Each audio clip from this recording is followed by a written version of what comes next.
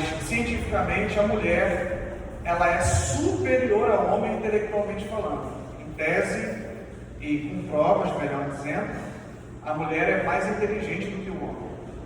Isso é fato. Só que os sentidos são iguais. Nós temos visão, audição, paladar, tato e olfato. Como em oração eu falava com o Senhor me trouxe 4. Não vou falar de 5, vou falar sobre 4. E o que se diria no paladar, eu vou aplicar como a língua, ou a boca, aquilo que nós falamos. Então, essa é a sua atenção. Quando nós viemos do mundo para o Evangelho de Cristo Jesus, nós passamos por uma mudança. O apóstolo Paulo, ele escrevendo a carta aos Romanos, no capítulo 12, no versículo de número 2, ele diz: "E não vos conformeis com este mundo, mas transformai-vos pela renovação do vosso entendimento, para que experimenteis qual seja a boa, agradável e perfeita vontade de Deus." Perceba que não é perfeita e agradável, é agradável e posterior ela se torna perfeita para cada um de nós. A palavra que o apóstolo Paulo usa ali no grego como transformai-vos, você conhece muito bem a expressão metanoia, que é uma mudança total de mentalidade. Quando você lê a própria carta de Paulo aos Romanos, assim como toda a Bíblia, quando fala sobre conversão, é uma mudança muito radical. O Evangelho não propõe para nós nenhum tipo de mistura, muito pelo contrário. Ele requer de nós um abandono total da nossa velha criatura, para que nós sejamos modificados a partir de um novo nascimento. O Senhor Jesus ele fala isso em João capítulo 3, versículo 5 e versículo 3, ele ensinando a Nicodemos.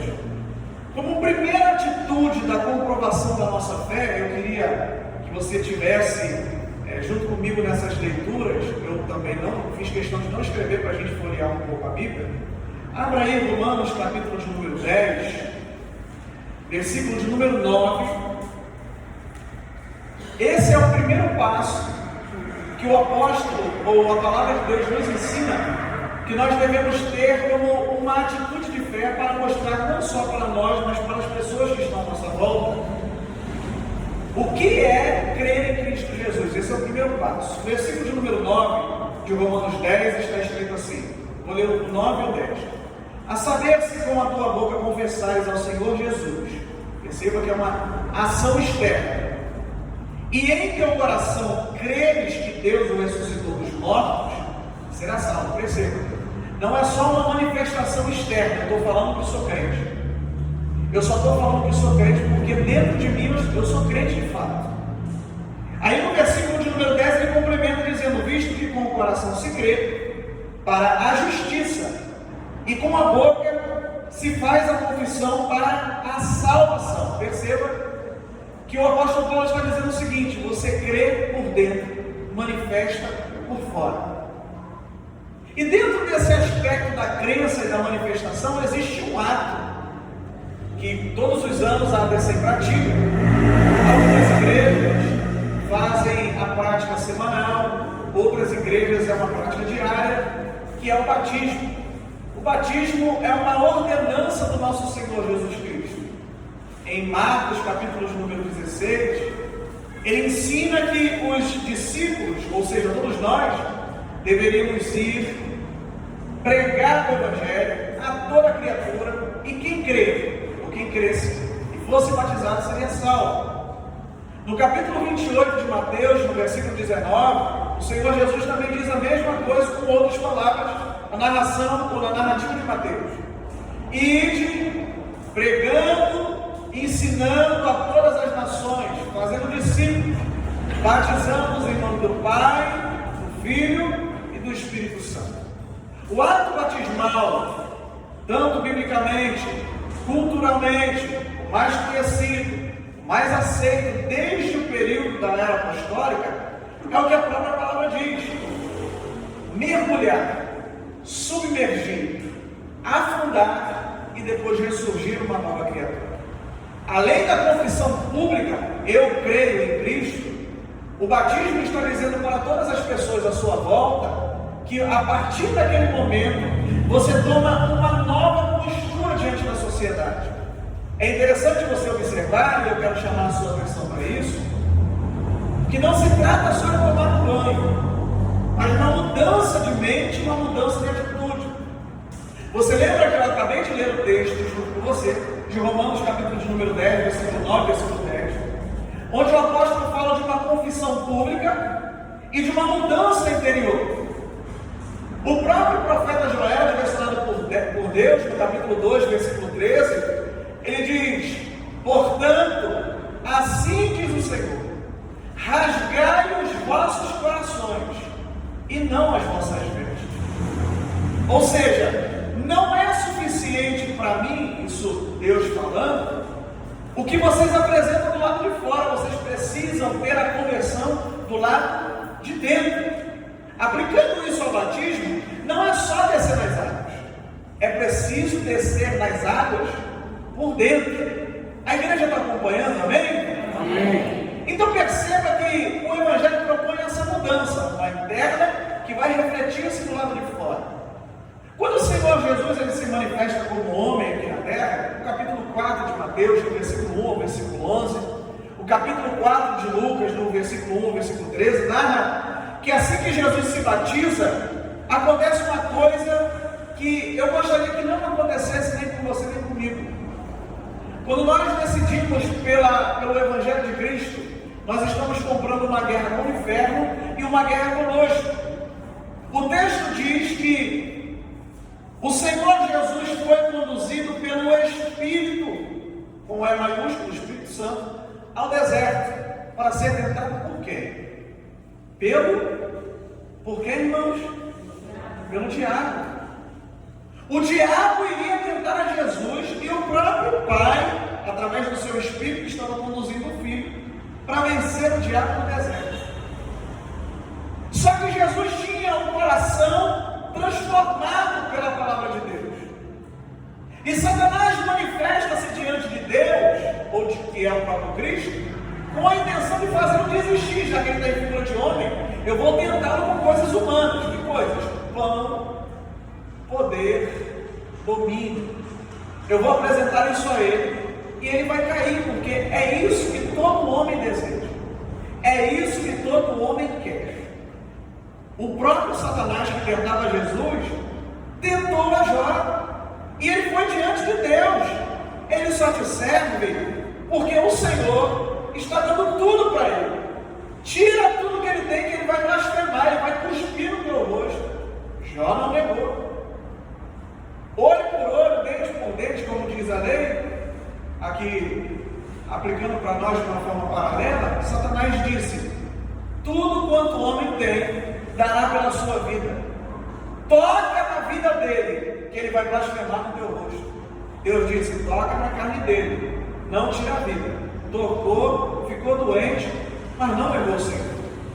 No deserto foi a mesma coisa com Jesus. Tudo veio no momento que ele mais precisava. Ele viu o que Satanás mostrou.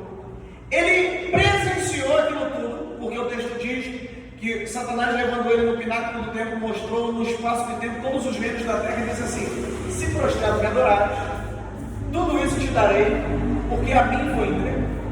Não dá tempo para a gente explicar o porquê foi entregue, outro dia eu explico.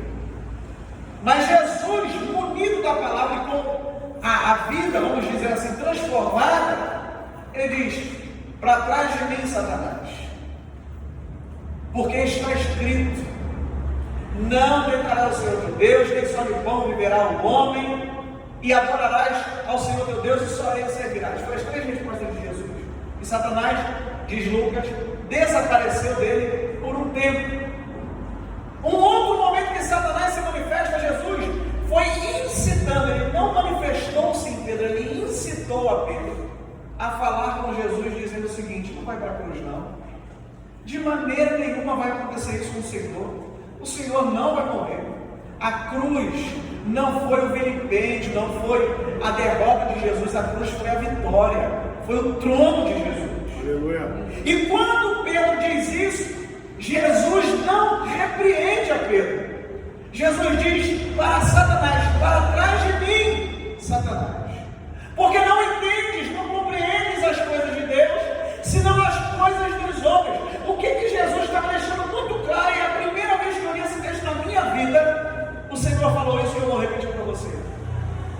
Meu filho, o que é espiritual, o que é do meu reino, Satanás não tem entendimento. Ele pode te mostrar muita coisa, mas o que é meu, ele não consegue entender. Agora ele vai tentar você, meu filho. Isso Deus falando para mim quando eu li esse texto há muito tempo atrás. Ele vai tentar você naquilo que é dos seus olhos, naquilo que você ouve, naquilo que você prova, naquilo que você toca. Ou seja, as coisas que são humanas. Por isso que nós precisamos ter o domínio da nossa vida através de uma nova transformação, de uma transformação de vida gerada pelo Evangelho, porque justamente nessa vida que nós estamos vivendo é que Satanás vai nos tentar. E por que se faz necessário pregar esse tipo de mensagem nos dias de hoje? Porque o tempo muda, o culto muda, o estilo da igreja muda, mas o Evangelho continua a mesma coisa. Para entrar no céu, o critério continua sendo o mesmo. A porta continua estreita, a santidade continua sendo exigida e a igreja de Cristo continua com o mesmo padrão. Ou seja, Satanás não mudou, ele se adequa com o passar do tempo. A igreja de Cristo não mudou, o tempo, as denominações, o culto, as canções se adequam com o tempo, mas o Evangelho, ele é o mesmo, ontem e hoje e será até a vida de Cristo. Amém? E Jesus, ele disse de forma bem clara, em Mateus capítulo 16, versículo 24, posterior a isso que ele diz, para Satanás correr para trás dele, numa repreensão, ele vira para os discípulos e diz assim: se alguém quiser vir após mim, negue-se a si mesmo. Ou seja, o que você precisa abrir mão é do que você quer, é do que você deseja. Pergunto aos irmãos que tem tudo a ver com o que nós estamos tratando aqui e que nós trataremos daqui por diante. Morto fala, sim ou não? Não. Morto anda, sim ou não? Não. Morto vê? Não. Morto ouve? Não. Morto está morto. O apóstolo Paulo, quando escreve aos Gálatas no capítulo 2, versículo 20, ele diz: assim que eu, Paulo, já estou crucificado com Cristo, e vivo não mais eu, mas é Cristo que vive em mim. E a vida que agora eu vivo na carne, vivo-a para a glória de Deus. Ou seja, a minha antiga vida, os meus antigos desejos, o que eu queria para mim, acabou a partir do momento que eu conheci a Cristo. Nós muitas vezes não percebemos o que Deus trata conosco quando Ele nos chama para um momento de oração, quando Ele nos leva através da Sua palavra para um texto que a gente talvez nunca meditou na vida. É porque Ele quer blindar a nossa mente contra as tentações do maligno. Quando Paulo escreve aos Efésios no capítulo 6, versículo de número 17, ele diz: coloquem o capacete da salvação. Ali ele monta uma armadura de um soldado romano, dizendo o seguinte: cada parte dessa armadura, a armadura vai proteger você, vai servir para alguma coisa na sua caminhada cristã. O capacete da salvação, nada mais, nada menos, é concordância entre todos os teólogos. Está falando da proteção da nossa mente, que é justamente onde o inimigo ataca, trazendo dúvida, trazendo confusão. A nossa mente precisa ser a mente de Cristo, uma mente blindada, protegida pela Sua palavra. E entendendo que a mente é onde o inimigo mais atua, mais opera, todos esses sentidos que eu falei aqui, todos, os 5, como eu disse, vou falar sobre 4. Todos eles estão ligados diretamente ao nosso cérebro. Todos eles estão ligados diretamente à nossa mente, ao nosso consciente e ao nosso subconsciente. Tudo está interligado, ou seja, dominando a mente, o inimigo dominando a mente da pessoa, o pecado dominando a mente da pessoa, a pessoa está dominada por ele. Então, através da palavra de Deus, eu queria, nesta noite, ser um instrumento para a sua vida, para que o Senhor guarde, te me ensine a guardar os nossos olhos.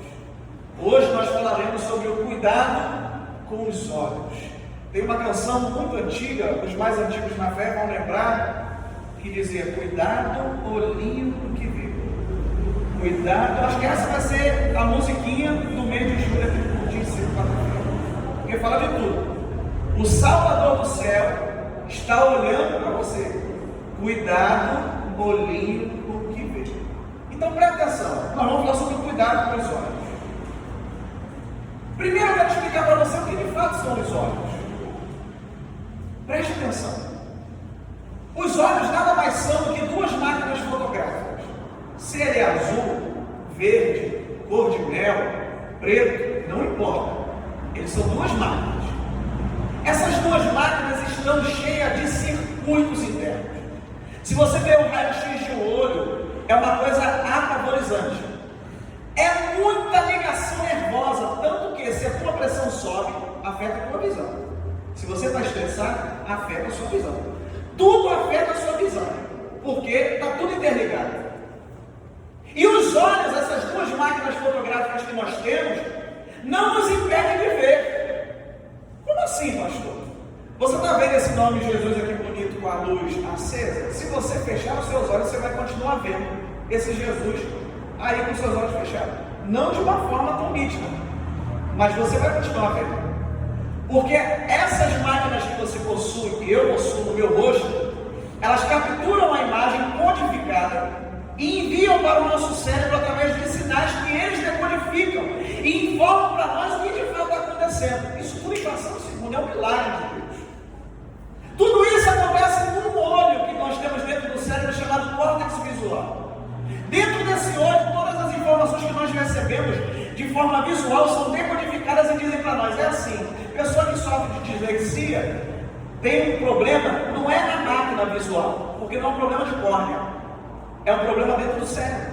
Enxerga de trás para frente, não consegue entender o que está escrito. Pessoa que tem, como é o nome daquela doença que só enxerga as cores básicas, é daltônico, a pessoa que é daltônica, ela não está com problema na máquina, é um problema no cérebro. A cor está ali, ela só não está conseguindo identificar. Logo, os nossos olhos pegam essas informações, como eu falei, a mente domina tudo, e joga para dentro da mente. E guarda dentro do nosso subconsciente. Isso acontece quando você passa num lugar e você diz assim, parece que eu já passei nesse lugar alguma vez na minha vida. Talvez você nunca passou, não é um déjà vu, é porque naquele lugar ou tem um cheiro, ou tem alguma coisa que você viu que te faz lembrar de alguma coisa, porque está guardado no teu subconsciente. E onde que está o perigo? Quando nós olhamos muito para certas coisas. Eu gosto de uma definição do meu professor de batismo e do meu professor de pastoral, pastor Celso Alves. Ele diz, existem 3 tipos de olhares. Eu já expliquei isso aqui, mas eu vou falar hoje porque tem a ver. O olhar inocente, repita após mim, o olhar inocente. O que é o olhar inocente, pastor? O olhar inocente é aquele que você está andando na rua e você está vendo tudo na sua volta. Você tem que ver. Não tem para onde você correr. Você abriu o Facebook e viu uma coisa lá que não era para você ver, mas você viu, mas você não procurou. Aconteceu. É um olhar na inocência. Você está andando na rua, passa uma mulher bonita, passa um homem bonito. Você olhou porque você está vendo. Não tem como você tapar o olho e andar com os olhos fechados. É um olhar inocente. Só que tem um segundo olhar, que é o olhar da consciência. Repita, o olhar da consciência. O que é o olhar da consciência, pastor? Eu estou passando, estou no Facebook, estou no Instagram, seja lá onde for. Eu vi, inocente. Estou lá no feed, é feed que fala, né? No Instagram. Estou lá subindo o dedinho. Vi que passou o negócio. Eu puxo de volta. Esse é o olhar da consciência. Você sabe que está ali e você quer ver de novo. E tem um terceiro, que esse é o olhar do pecado, que é o olhar da consciência. Repita, o olhar da consciência. O que é a consciência? É um desejo desenfreado. É aquilo que você quer para você. É a cobiça. Jesus disse, vocês disseram que na lei está escrito que aquele que se deitar com uma outra mulher é réu, vai ser apedrejado, cometeu pecado. Eu, porém, vos digo: aquele que atentar para uma mulher, desejando-a, cobiçando-a no seu coração, já cometeu pecado, que é o olhar da consciência. Portanto, o próprio Senhor Jesus nos advertindo acerca dos olhos, ele diz em Mateus 6, 22 e 23: a candeia do corpo são os olhos. De sorte que, se teus olhos forem bons, todo o teu corpo terá luz. Se, porém, os teus olhos forem maus, o teu corpo será tenebroso. Se, portanto, a luz que em ti há são trevas, quão grandes trevas serão? É possível ter luz e trevas habitando junto? Tá. Você pode dizer que é luz que tem luz, mas o que vai denunciar são melhor dizendo, a pureza dos teus olhos, segundo Jesus. O salmista declara no Salmo 101, verso 3: não porém coisa má diante dos meus olhos. Eu tenho a opção de ver o que eu quiser. Ver é a ação da involuntariedade. Assistir é desejo. Quando você senta para assistir aquele filme, a própria expressão diz: eu estou assistindo, eu parei, estou prestando atenção. É igual você escutar e ao escutar. Quando você escuta, você está escutando agora. Ao escutar é você parar e falar assim: estou prestando atenção nesse barulho? Peraí, tem alguma coisa errada acontecendo. Ou tem alguma coisa acontecendo. O ver e o assistir são a mesma coisa. Um é o olhar acidentado e o outro é o olhar desejoso. E o Senhor falou comigo algumas coisas acerca do olhar que eu queria compartilhar com você. Perceba, talvez hoje você não vai falar mistério através dessa palavra. Talvez. Mas ela vai proteger o teu coração, a tua mente e a tua vida contra as astutas ciladas do diabo. Para onde vai o que nós enxergamos? É uma pergunta. Qual proteção nós podemos usar para os nossos olhos? E depois que nós usarmos essa proteção, como nós enxergaremos? São essas três coisas que eu vou falar. Primeiro, usando essa fala de Jesus, os olhos são a janela para a alma. Os olhos são a janela para a alma. Pastor, o que tem de errado nisso? A tua alma, na tua composição como um todo, nós somos divididos, assim dizendo, em três partes. Grave isso. O mesmo Deus de paz vos santifique em todo o vosso espírito, alma e corpo. Nós somos um ser tricotômico. Nós temos o espírito de vida que pertence a Deus, a alma que é a sede das nossas emoções e o corpo, que eu costumo chamar desse caixote que abriga essas duas essências que são divinas. Quando o inimigo nos ataca, ele ataca a nossa alma, porque é mais frágil. O apóstolo Paulo, narrando em Gálatas 5, ele diz: tem uma guerra dentro de vocês, meu filho, vocês precisam atentar para isso. O Espírito Santo está puxando vocês para um lado, e a carne está puxando vocês para o outro, para que a alma não faça o que tem que ser feito. Vocês estão sendo puxados para um lado e para o outro. O que vai prevalecer? O que tiver mais forte? A sua carne ou o Espírito de Deus que você habita? Se na nossa alma, essa parte mais fragilizada, o inimigo ele é capaz, e ele faz, de atacar a sua e a minha alma o tempo todo, irmão. E pensa num adversário persistente. O time está perdendo de 5-0, é 45 no segundo tempo, e o juiz deu 1 minuto de acréscimo. Vai fazer diferença eles perderem de 5 ou de 10? 45 no segundo tempo? Não vai. Mas o inimigo, 45 no segundo tempo, ele já perdeu, ele não está perdendo, ele já perdeu. Você pode dar uma glória a Deus por isso, amém?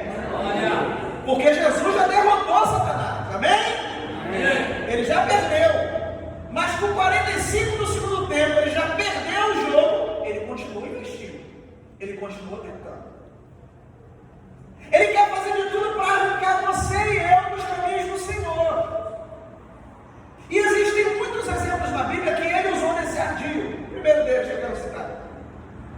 classe: Adão e Eva. O capítulo 3 de Gênesis diz que a serpente era mais astuta de todas as animais do campo.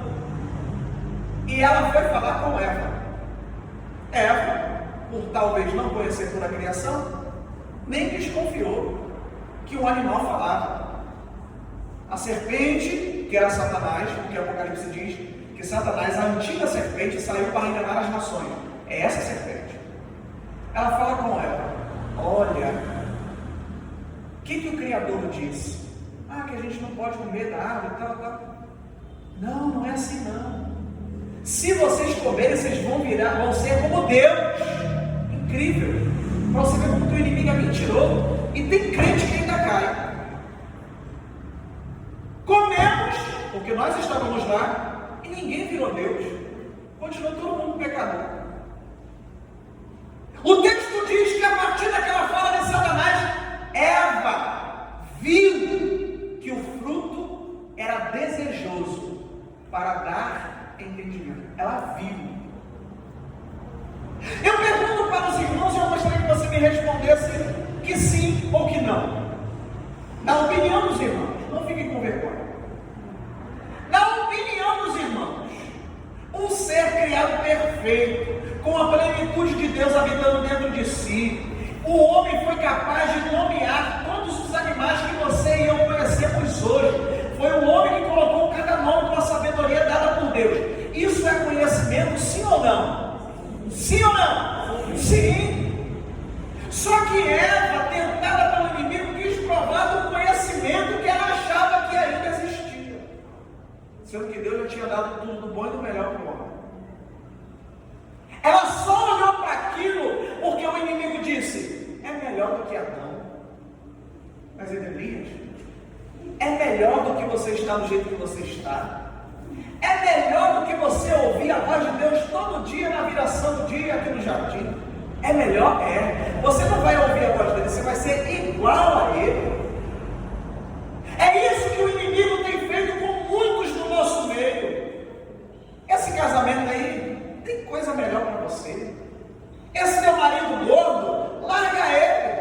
Essa tua esposa, olha como que ela está ruim. Quando tu casou com ela, ela não era assim. Larga ela, tem coisa melhor para você. Olha na rua, irmão, eu já falei aqui, você e eu não podemos ser hipócritas. A gente não pode se esconder dentro de uma camurça, dizendo que nós somos tão santos, que a gente não sente tentações no nosso dia a dia, porque inclusive o texto de Hebreus 4,15 diz que o nosso Senhor foi tentado em tudo, mas ele não pecou em nada. Todos os dias existem banquetes colocados diante de você que tentam, estremecem a tua carne, o inimigo sussurra, a tua carne diz: olha, deseja, queira para você, você pode, porque essa é a pregação do século. Você tem direito, você é alguém, você pode ser o que você quiser. O hedonismo imperando no meio das mensagens, dizendo que você pode ter o que você quiser. Não, nesse momento prevalece o que a palavra de Deus diz: já não vivo mais eu, mas Cristo vive em mim. Eu não sou infiel à minha esposa, porque eu a amo somente, porque o amor que eu sinto por ela pode me prevenir por um momento, mas eu não atraio por causa da graça de Deus que está dentro da minha vida, pelo temor do Senhor. Eu sou casado 2 vezes, você que é casado também com sua esposa e a sua esposa, você é casado 2 vezes, você casou com Jesus e casou com o teu cônjuge. Então quando você é infiel ao seu marido ou à sua esposa, você foi antes infiel ao Senhor. Eu não posso desejar porque eu casei já. Qual é o nome do teu marido e da tua esposa? Jesus. Depois vem a Néia. Aleluia. Porque a Néia vai passar, o Leônidas vai passar, mas o Senhor permanece para sempre. Aleluia. O nosso casamento com Ele é eterno. Guarde os teus olhos. O segundo exemplo, que é um também muito conhecido, o texto de Gênesis capítulo de número 13 diz que, a partir do versículo 7, que os pastores de Ló e de Abraão criaram uma confusão. A bênção de Deus estava sobre a vida de Abraão. E é bom a gente andar com gente crente, porque a bênção está lá. Amém? Amém. Abraão já era rico, ficou mais rico.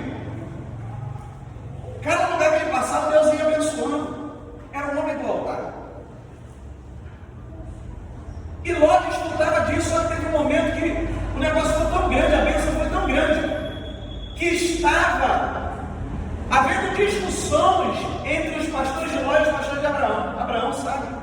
Chama a Ló e diz assim: meu filho, nós somos irmãos. Homem crente, né? Não vamos ficar aqui brigando, discutindo, não. Vamos resolver logo isso. Está aí a terra diante de você. Escolhe para onde você quer ir.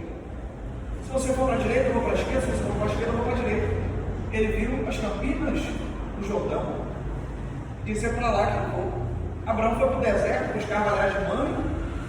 E ele foi para Sodoma e Gomorra. Para onde os seus olhos guiaram. O texto diz que era parecido com o jardim do Senhor. Era parecido com a terra do Egito quando se entra por Zoar. Era uma terra linda. Mas por trás da beleza daquela terra havia pecado. E quanta gente tem ido atrás de beleza, que está escondendo um monte de pecado. Ele viu, e quando ele chega lá, ele testifica: é pecaminoso. Mas o texto diz, mesmo ele sabendo que era pecaminoso, ele estende as suas tendas até Sodoma e Gomorra. Se você entra, guarde isso que eu vou lhe dizer. É pregação sobre o pecado, né? Para Deus nos ajudar a não pecarmos contra Ele. Esse mês nós estamos pedindo a Deus renovação espiritual, batismo com o Espírito Santo. Mas para Deus fazer isso por nós, a gente tem que abrir mão do nosso eu. Você concorda comigo, irmão? Amém? Amém. Ele sabendo que Sodoma e Gomorra não prestava, por que ele permaneceu? A pastora Helena Raquel, ela disse que certa feita foi convidada a um evento familiar. Quando ela chegou lá, aquelas conversas tortas e tal, gente bebendo e tal, e só ela de crente. E ela sentindo uma angústia, e ela falou: Senhor, o que está acontecendo? E o Senhor disse para ela: eu vou te mostrar o que está acontecendo. Ela falou que viu, e ela entendeu pela visão, como se fosse o próprio Espírito Santo do lado de fora do portão, e disse: aí eu não entro. Esse lugar não é para você nem para mim. Se você quer parar de sentir essa angústia, não esteja nesse meio. Ela saiu porque ela preferiu a presença de Jesus do que aquele momento que ela estava vivendo. O evangelho que está sendo ensinado por muitos nos dias atuais é: você pode beber, pode fumar, pode ter 5, 10, 15, 20 mulheres, pode ter relação sexual antes do casamento, pode fazer o que você quiser. Só que a minha Bíblia diz: você pode fazer tudo isso, mas não pode entrar no céu. Você pode viver a vida que você quiser, mas o céu não é para promíscuo, o céu não é para ímpio, o céu é para gente pecadora, renovada, transformada pelo sangue de Jesus. Aleluia. Não vá para Sodoma. Guarde os seus olhos. O Salmo 42, verso 7 diz assim: um abismo chama outro abismo. É uma coisa terrível. Sabe por quê? Porque ninguém se contenta com o primeiro gole. Os usuários de crack nos dias de hoje começaram fumando maconha, cheirando loló, tomando um copinho de cerveja. E hoje andam igual bichos lá no meio da Vida Brasil. Os carros atropelam e nem sentem mais dor. E tudo começou com: vai aí, vai te dar uma onda. O pecado, irmão, ele é traiçoeiro. Eu vou ver só um pouquinho para apimentar o meu casamento. Vamos, amor, fazer uma coisa diferente. Vamos, amor, fazer uma coisa sensual. Não há necessidade disso no teu casamento. Não há necessidade disso na tua vida. Guarda os teus olhos, porque conforme o texto que nós lemos aqui em Hebreus 12, 2, nós temos que usar os nossos olhos para olhar para Jesus.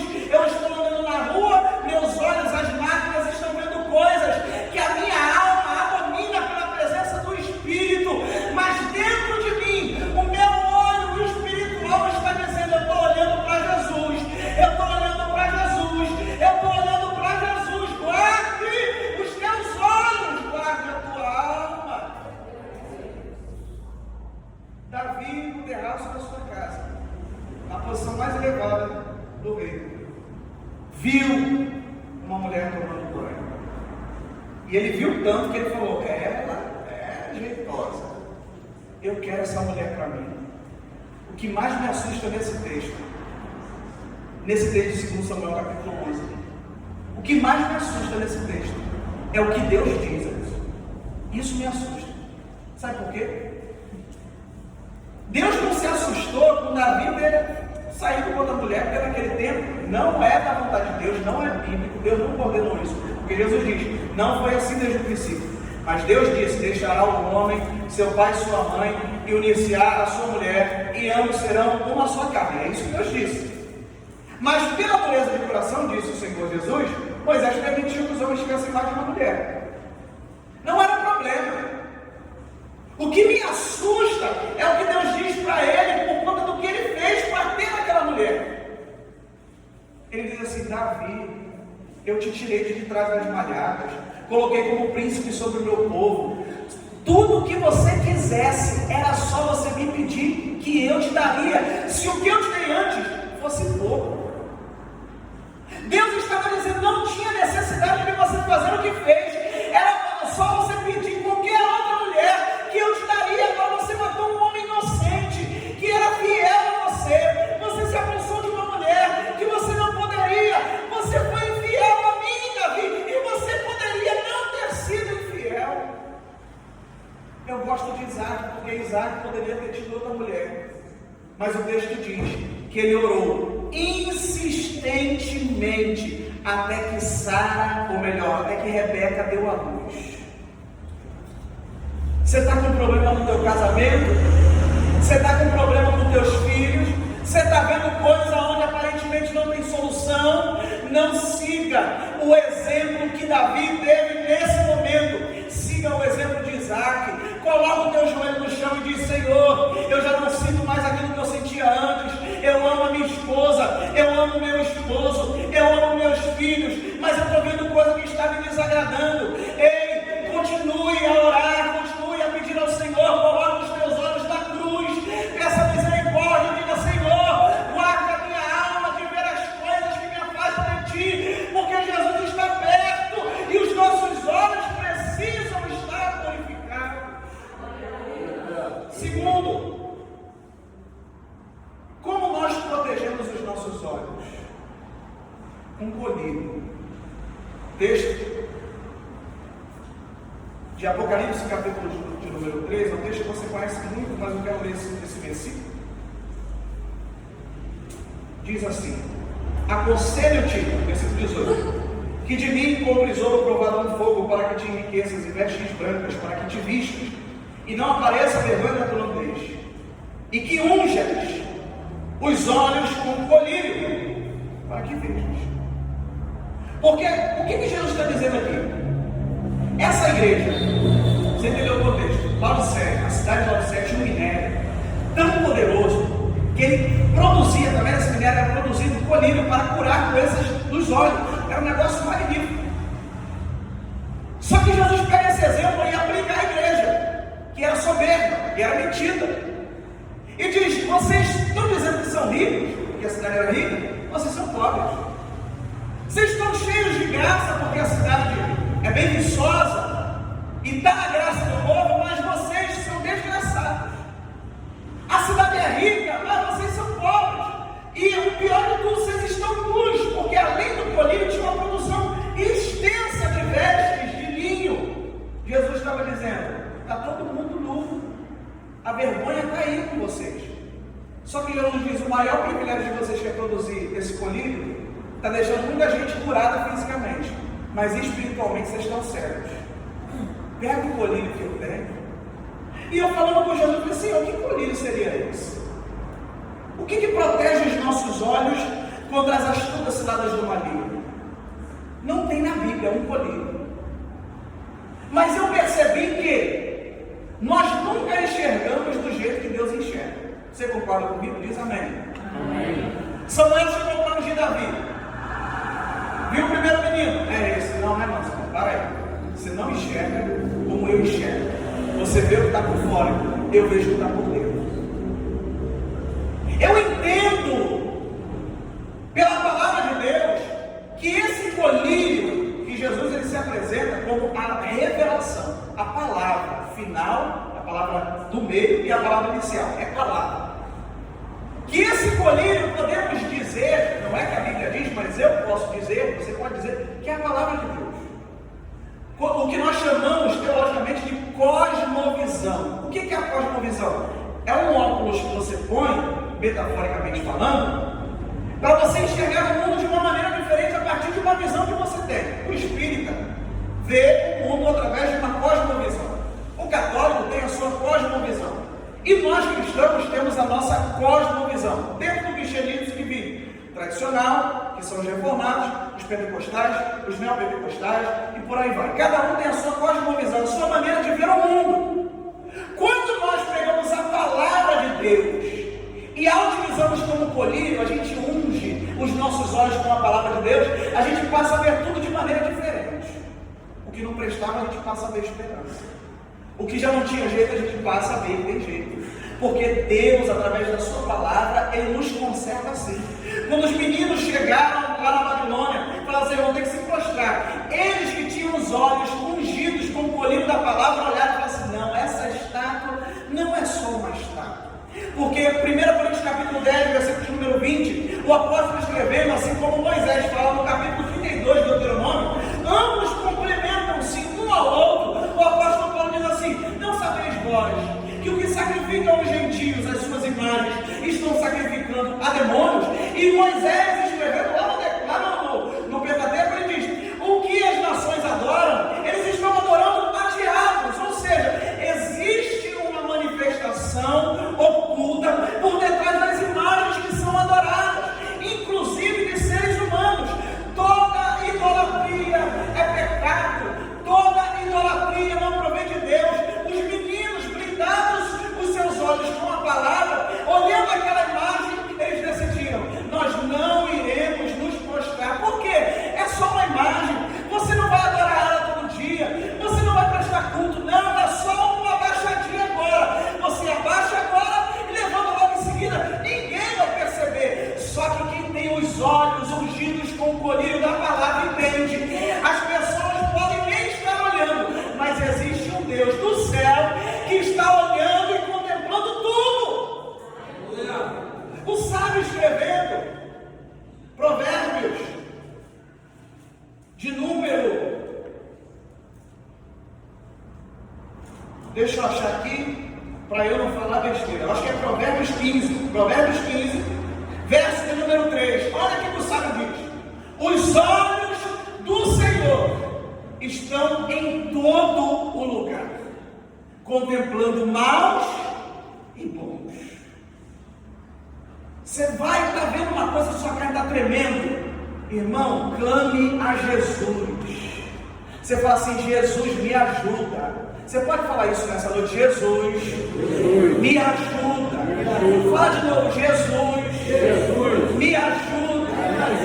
Porque talvez a sua vida, a sua tentação no olhar não seja olhar para uma mulher, não seja olhar para um homem, talvez seja olhar para um dinheiro que não é seu, para uma coisa que não é sua, para desejar alguma coisa que não pertence a você. Porque nós, quando falamos de pecado na igreja, nós colocamos pecados acima e pecados abaixo.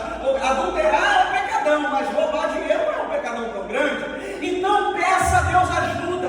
Você pode ter 100 anos de crente, você vai continuar sentindo tentação. No momento da tentação, a ferramenta para que os seus olhos não sejam tentados e te levem à queda é: Jesus, me ajuda, me socorre, estende a tua mão. E a palavra do Senhor diz, o nosso Senhor disse também em Mateus capítulo 28, agora no versículo 20: eles que estão convosco todos os dias, até a consumação dos séculos.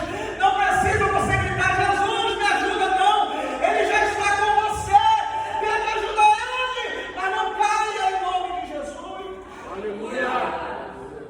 Terceiro, depois de proteger os nossos olhos com o colírio da palavra, como que a gente enxerga? Os nossos olhos serão como os olhos de Deus. Em que sentido? Vou te explicar. Através do nosso olhar natural, nós enxergamos alguns metros só. Com o olhar de Deus, a gente enxerga o infinito, a gente enxerga a eternidade. Você lembra daquela situação onde Jesus ele é interpelado por um pai, que os discípulos não puderam expulsar aquele espírito maligno do filho? Ele diz: se tu podes fazer alguma coisa. Ele nem termina a frase, Jesus intercala ele e diz assim: se tu podes. Não, é se tu podes crer. Tudo é possível ao que? A fé, ela abre a nossa visão. A palavra enriquece Porque a fé vem pelo ouvir. A fé vem pelo Ouvir. E ouvir do quê? Palavra de Deus. Se eu estou com os meus olhos lavados, ungidos pelo colírio da palavra, logo a minha vida está cheia de fé.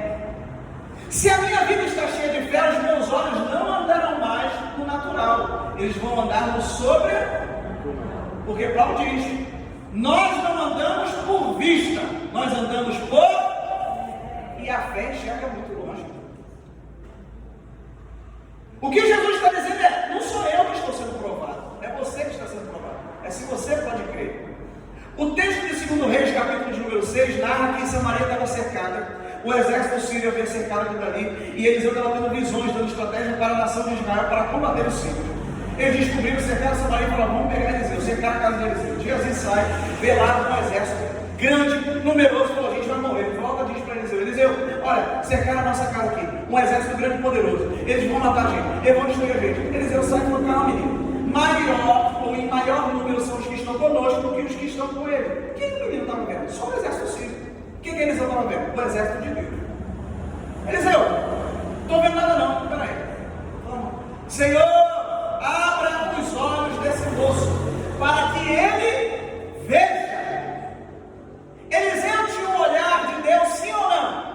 Sim. Geazi tinha, sim ou não? Não. Mas a partir do momento que ele desejou ver, ele creu em ver, e o homem orou, os olhos dele foram abertos. E ele viu um exército com cavalos, carros e cavaleiros, feito de quê? De fogo. Deus, aleluia. Não vai dar certo, não vai conseguir, você não vai chegar. Isso não estou falando de conquistas pessoais, eu estou falando de fé. Não vai dar certo, você não vai alcançar. Não, os meus olhos naturais não veem, mas os meus olhos espirituais que eu estou enxergando como Deus enxerga. Eu vou chegar lá, eu vou alcançar, eu vou conseguir, eu vou ir até o final, porque os meus olhos já não são guiados pelas possibilidades humanas, agora os meus olhos são guiados pela palavra de Deus. Os olhos de Deus nos levam a ver coisas que os homens não veem. O texto de Atos capítulo 7 narra a morte de Estevão. Lá no versículo de número 56 ele diz assim: Estevão, eis que vejo o céu aberto e o Filho de Deus está em pé à destra do Pai. Alguém mais viu o céu aberto? Não. Só Estevão. Saulo de Tarso estava chegando em Damasco. Damasco, né? Me fugiu agora, deu um branco. Quando ele estava a adentrar naquela cidade, vou ler aqui o texto que me deu um branco de verdade. Final de mensagem é assim mesmo. E olha que eu preguei isso aqui semana passada. Quando ele estava chegando, isso, Damasco, para besteira, pediu-lhe cartas para Damasco. Quando ele estava chegando em Damasco, o texto diz que ele viu um grande clarão, um resplendor de luz, e caiu no chão. O texto diz também que os seus companheiros ouviram a voz, mas não viram nada. Quando nós estamos blindados, protegidos, com os nossos olhos ungidos pela palavra de Deus, a gente vai ver coisas que ninguém mais está vendo. Irmão, não faz isso. Está tudo cooperando para dar certo, irmão. Eu vou fazer isso. Não, rapaz, não faz isso. Rapaz, eu já senti no meu coração, a palavra do Senhor diz que o coração do homem é enganoso. Não vai por esse caminho, não tome essa decisão, não faça dessa forma. Não, eu vou fazer. Quebrou a cara. Por quê? Porque um estava vendo e o outro não. Irmãos, não percam a sua salvação ou a vossa salvação por conta de olhares tendenciosos. Hoje é quarta-feira, dia 6 de julho de 2022. Eu tenho certeza que nós, durante esse ano, durante esse mês e talvez hoje, pecamos com o nosso olhar, desejamos coisas que não precisávamos e não podíamos desejar através dos nossos olhos, mas hoje, agora, peça